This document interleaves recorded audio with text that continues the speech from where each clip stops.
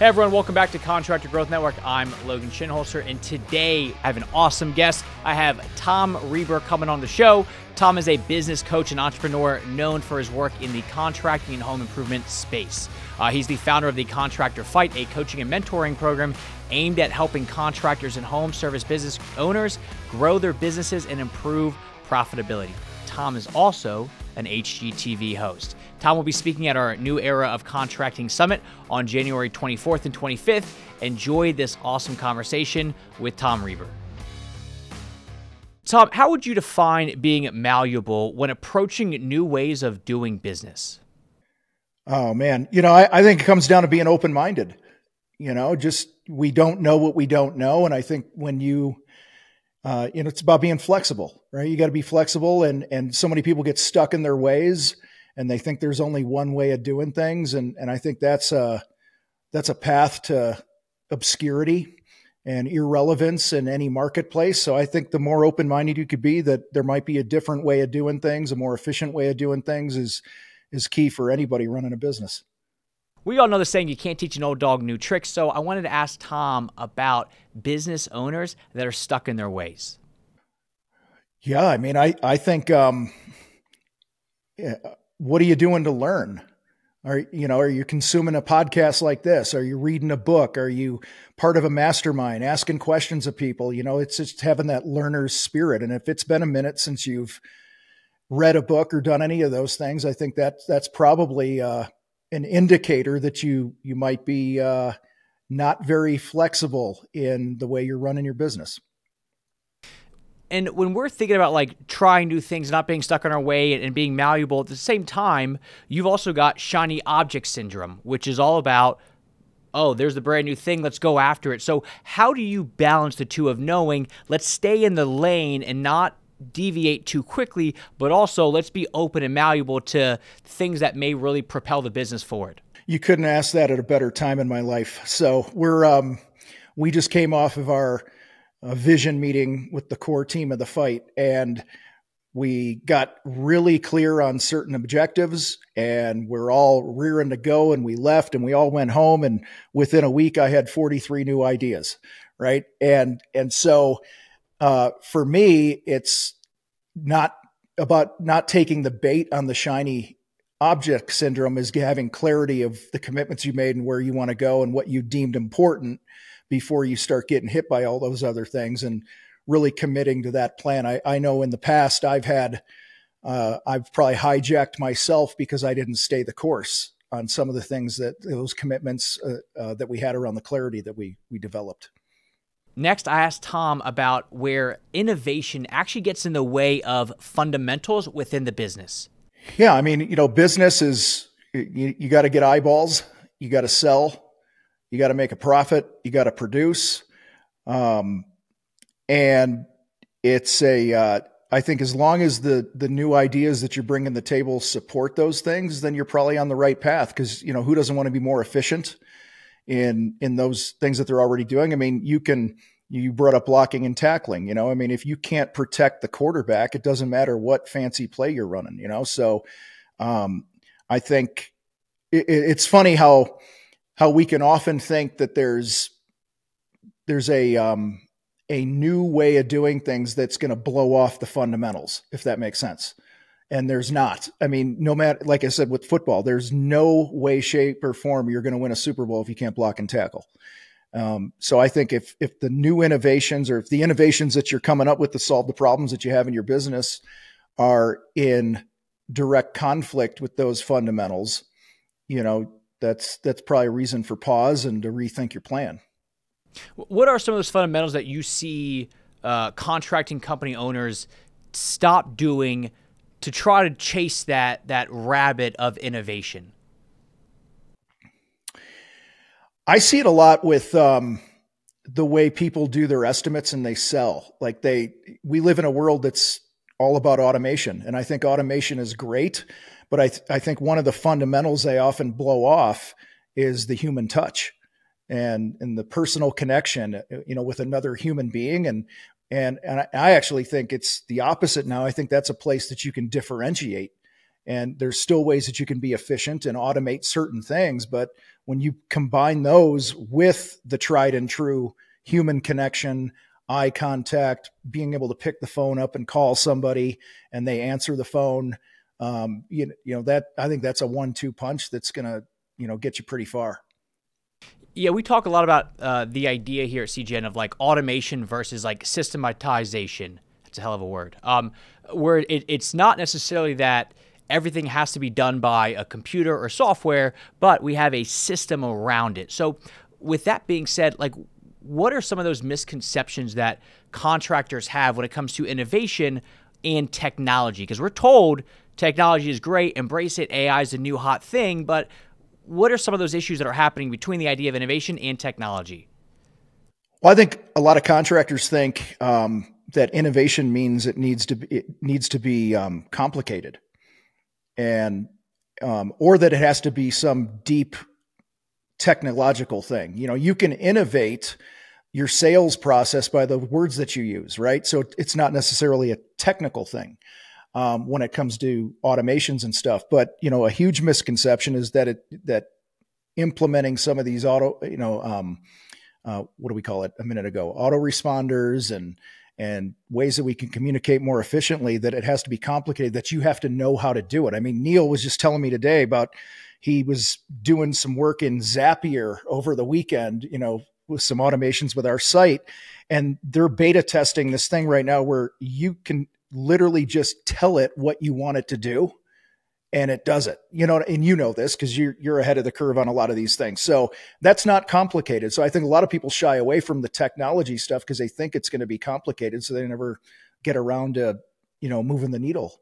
This conversation took a little bit of a turn and we started talking all about problem solving and how you innovate problem solving within your business in a very simple way. Well, we innovate to solve a problem. So if you don't have clarity around the problem that you want to solve, then it makes no sense to try to innovate.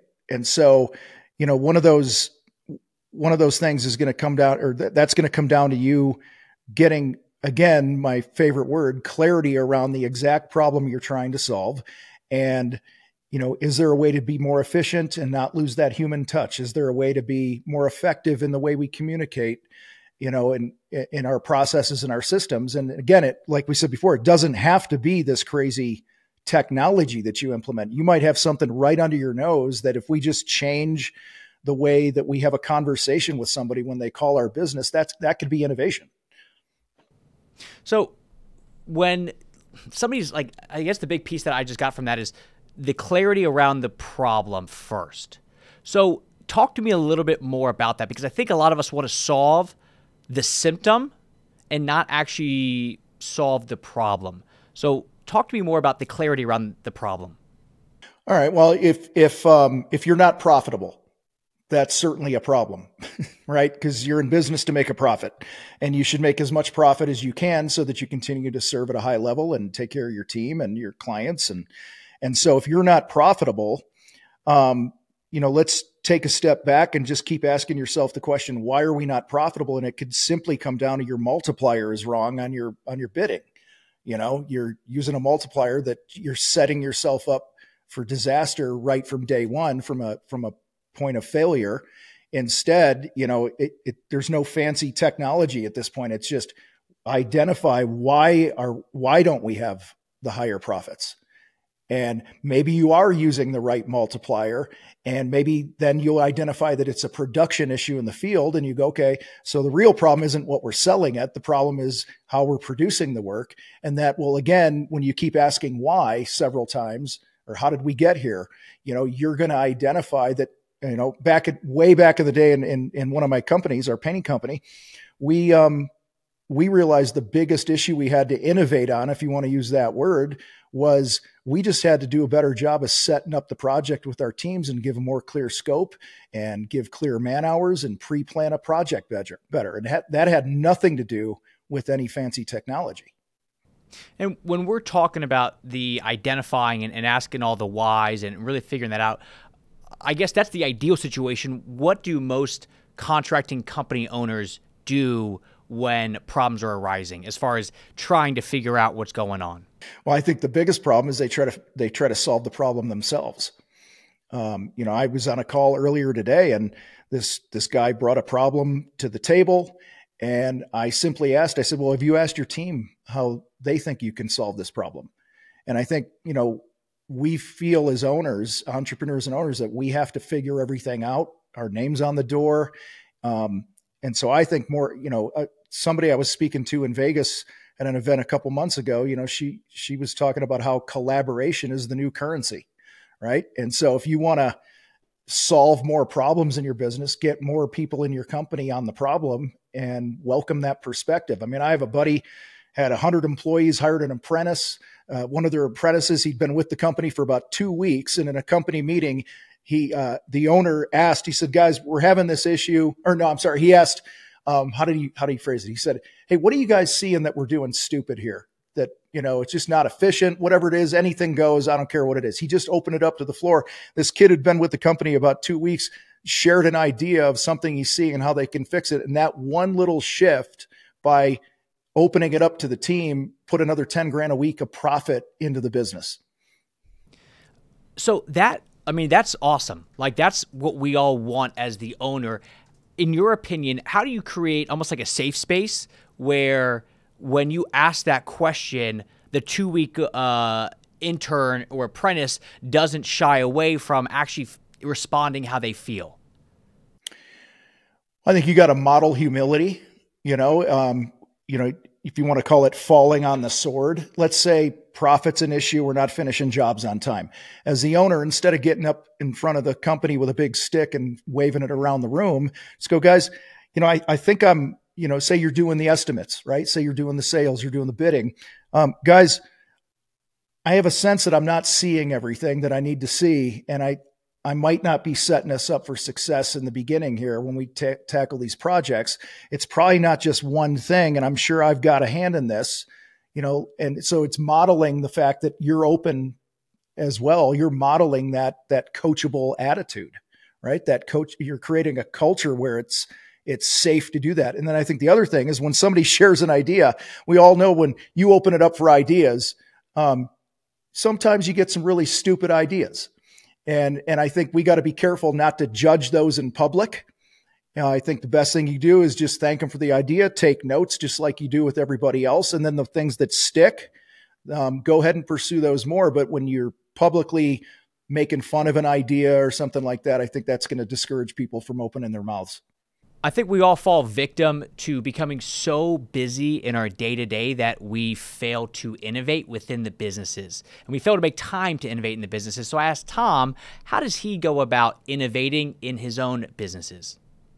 I've found myself fall into this trap in the past where I'm so hungry for knowledge that I just consume. And there's been periods where I haven't actually acted on anything that I've learned. And now what I do is I get, again, I sound like a broken record with the word clarity, but I get clarity about what is it that I really want to grow in. So for example, before we hit record today, I was telling about I'm getting way more involved in our YouTube channel.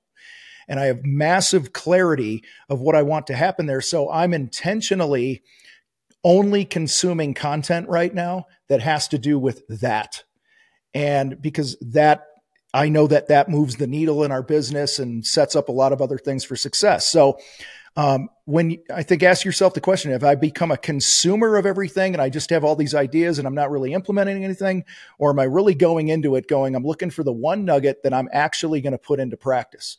What's the old saying? A lot of people want to be a lion until it's time to do lion shit, or the other one, everyone wants to eat, but nobody wants to hunt.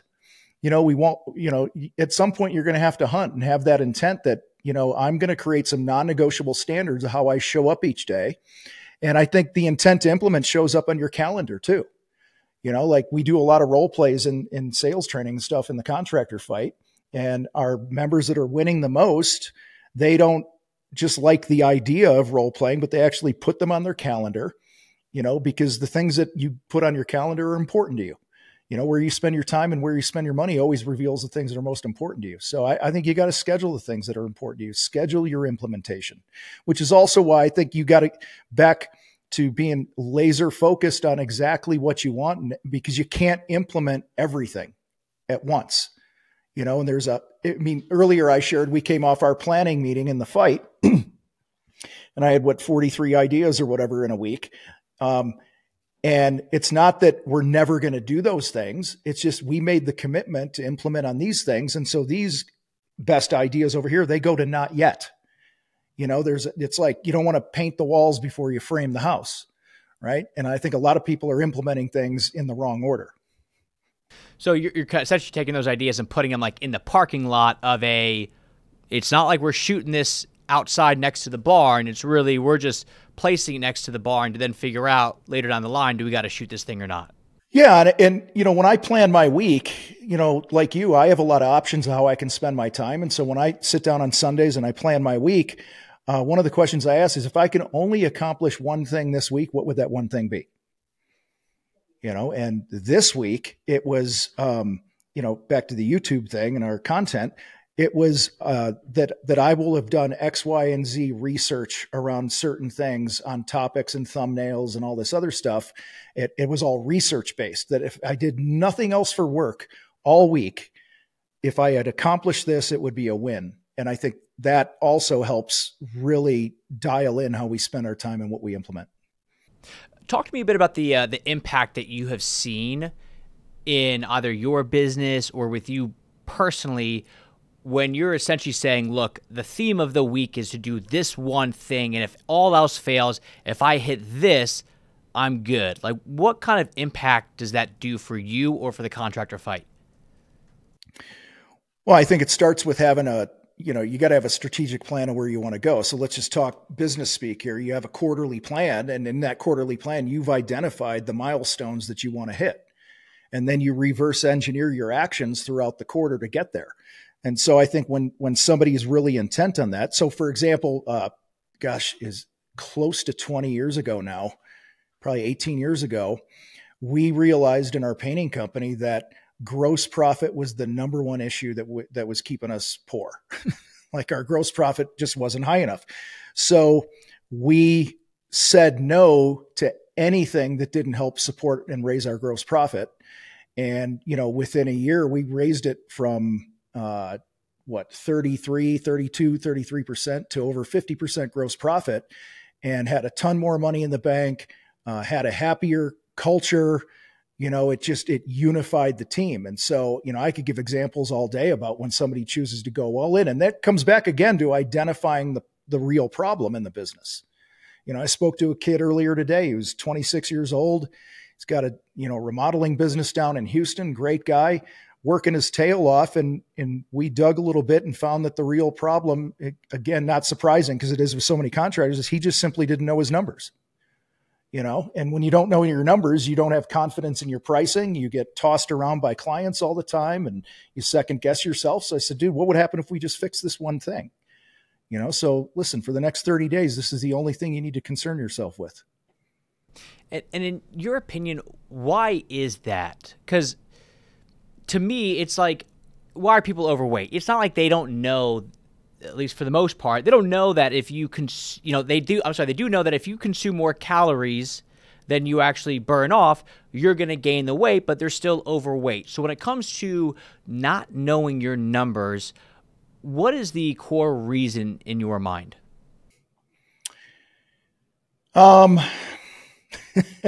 Well, it's funny. I found that the number one thing that wakes somebody up to finally choose to see that their numbers are important is when they start job costing. When you really start, looking at the game film of the project that you just did and all the work you put into it and all the effort and emotional toil and, navigating issues with the client and the crew and the weather and all these things. And then you see what you have left. That's a hell of a motivator. So,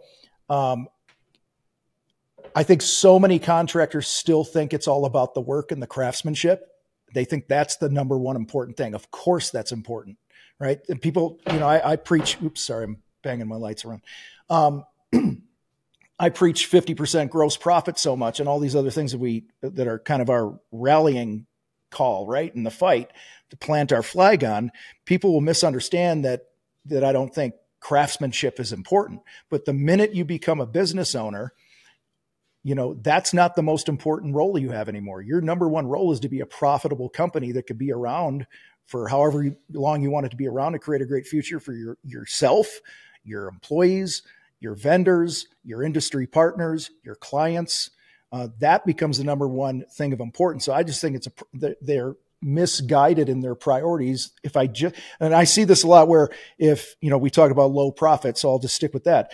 When a contractor sees that they have low profit, they often immediately go to one of two things. They immediately go to, I got to fix our quality, or I got to make my clients happy.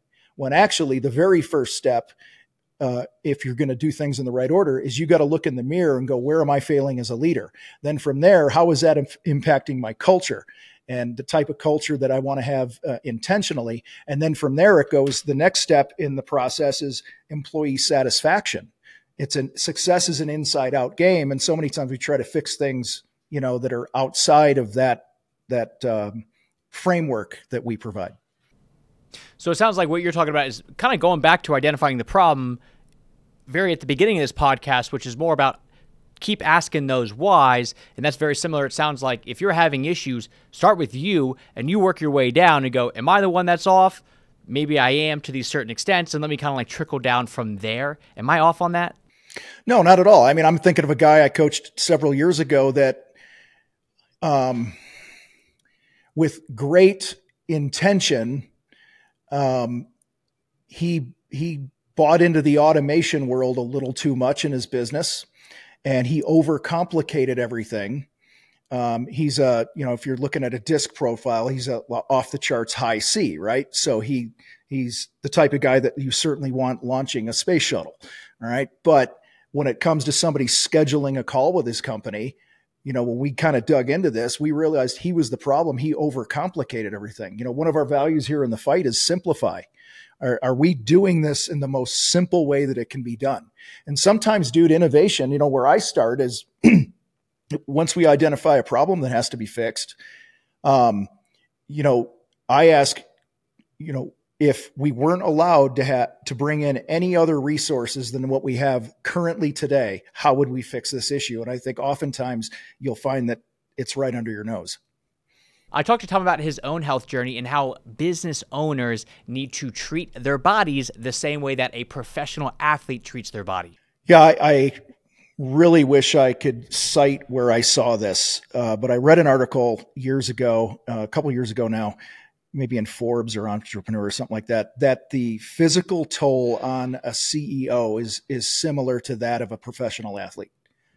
Okay. Obviously we're not out there getting run into by 300-pound guys and stuff, but the emotional toll, the mental fatigue, all these different things. And like I said earlier, I believe success is an inside out game. If you drop a rock in the water, where the rock hits, we call that get oxygen. Strong you be strong, the sleep, the health, all that stuff. The next ring that rock produces outside of you, a strong you, is a strong home, because you bring home with you wherever you go. And that will never change. And then from there, it's a fat wallet. Okay. Build your business, build your empire. And oftentimes we flip that and we give everything we have to the business and everything else gets our scraps. And that's just not sustainable. And I've done it the wrong way. And like you said, over the last 3 years now, that's a non-negotiable. In fact, I was sharing with our Battleground group, and one of our members today, Mira, she said, Tom, you said something a while ago that exercise is part of your workday. And she said, I've implemented that and now I'm in better shape. And she went from doing 60 grand in 2022 as a handy woman business. And this past February of 2023, she jumped into the community. And as of today, she's done over 325 grand, and she's more than, paid herself an additional $100,000 a year to date, simply by making a couple of those shifts to take care of herself first. I love it. Yeah, I have a client that we talked about just the idea of health, but also of like when we talked about, reading and listening to podcasts, where he was like, I used to be very uncomfortable coming to work and actually reading because I felt like I should be doing something. But he's like, now, I recognize that me stopping and reading a business book is going to benefit the company. So it's actually part of the workday now. And I've gotten to the point where I'm now comfortable actually showing up to the office where everybody else is there working around me, doing the day-to-day of what they got to do, and me just sitting there and kind of having my own time to sit and think, and really just, do like the big picture 10x stuff instead of just focusing on the let's stay busy 2x stuff. So it seems like there's a lot of overlap there. Yeah. I mean, if you think about it, what's the saying? How you do one thing's how you do everything. If you can't honor the commitments you're making to yourself to go for a walk and eat right and some of those things, I'm not talking about being a bodybuilder here, you guys. I'm talking about just doing the best you can. What's that look like? If you can't do that, what makes you think you could do that? Honor the commitments you're going to make to your employees and to your customers and stuff, because everything's related. Everything's connected. Do you think employees notice, like if you are not even honoring the stuff that you're supposed to do for yourself, do you think employees see that manifest in your leadership as a business owner? 100%. Yeah. Everyone wants to know how to attract more winners to their company and keep a team of winners together and all that. Well, you got to be one, right? Be what you want. And a lot of owners, for whatever reason, they're not consistent in their own life and with the things in their own priorities. And that sends a message to everybody. And I think there's safety in that consistency for your team. When they know, I mean, shoot, you brought up reading with that other dude, right? I mean, what is it? Warren Buffett reads 6 hours a day or something like that. Yeah. I mean, whatever. I mean, obviously an extreme example, but you're going to tell me the people in the organization don't trust him because of how consistent he's been with that. And he's like, this is how we do things here. But when you're consistent or not consistent, it sends a message, to the team. And, one of the greatest needs that we can meet as a leader of an organization is security. People want to know that they're hitching their wagon to somebody that's secure, is clear on where they're going, they're dependable. And if you're not modeling some of the most basic things like getting up on time and, taking care of yourself or putting your family first and stuff, how are they going to trust you with anything else? Can you talk a little bit more about the idea of like employees wanting security? Because I feel like, you went through that relatively quickly, but that is such a big component that we as business owners, we tend to, or at least for me, I tend to forget a lot of times where I'm like, hey, we're going to the moon, guys. And in reality, they're just like, hey, I just want to make sure like I got my job when we're going to the moon. So can you talk more about the employee and security side of things? Yeah. There was a study done a number of years ago where they identified like 5 of the most common fears that all people have. And our employees fall into the people category. And one was the fear of death, not just physical death, but career death and, relational death and those types of things. So the fear of death creates a need for security. And there's ways as leaders that we can help meet those needs. The second big one was the fear of the outsider, which creates the need to build community in your organization. The third is the fear of an unclear future, which obviously creates the need of having clarity. And the next one was the fear of chaos. I mean, contractors, listen to this. I mean, ask your team, this would be a fun exercise to do at lunch. Ask your team, hey guys, where's chaos showing up in our business? Right? Well, that creates the need to create order.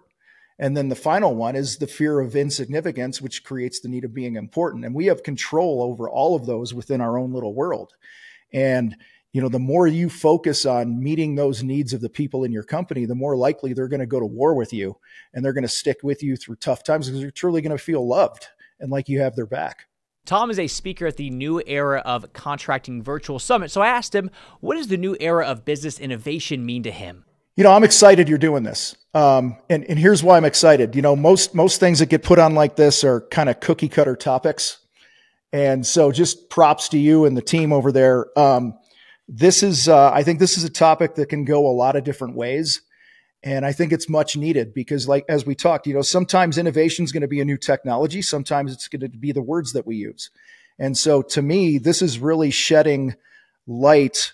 The new era of business innovation is really shedding the light, not only on all the future of AI and the technology and the automations we talked about, but shining a light. I think what's much needed is back to the fundamentals that so many of us overlook because we think we've arrived in those. And so I'm excited to be a part of it. And I really appreciate you putting this thing on, man. I wanted to thank Tom for coming on the podcast and talking all about business innovation in the contracting space. If you want to learn more from Tom and other speakers, be sure to join our New Era of Contracting Virtual Summit on January 24th and 25th. Go ahead, click the link in the description, check out what's going on with the event, and we'll see you there.